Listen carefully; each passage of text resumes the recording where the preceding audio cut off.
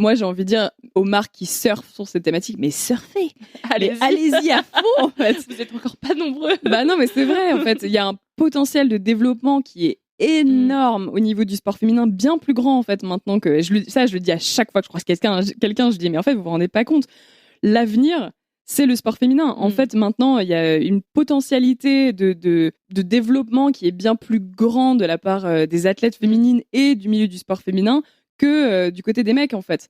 Et d'ailleurs, il y a des études qui ont été faites aussi. Et, on a atteint un plafond de verre un peu avec les mecs. Exactement. Je veux dire, là, on est arrivé à... Ça se voit avec le foot, par exemple. Là, on est sur une récession au niveau du milieu du foot. Donc, c'est quand même assez parlant. Chez les mecs, je parle, bien évidemment, pas chez les filles. Et donc, en fait, il y a tout à créer encore. Il y a des choses qui se mettent en place, mais il y a encore tout à créer. Il y a toute une industrie, un business à créer autour du sport féminin. Et c'est le moment pour les marques d'investir, en fait. Parce que, et encore une fois, tu vois, il y a plein d'études qui ont été faites qui montrent que quand une marque investit sur une athlète féminine, le bénéfice est bien plus grand. C'est-à-dire que les gens le perçoivent comme étant plus positif, qui dégage des meilleures valeurs.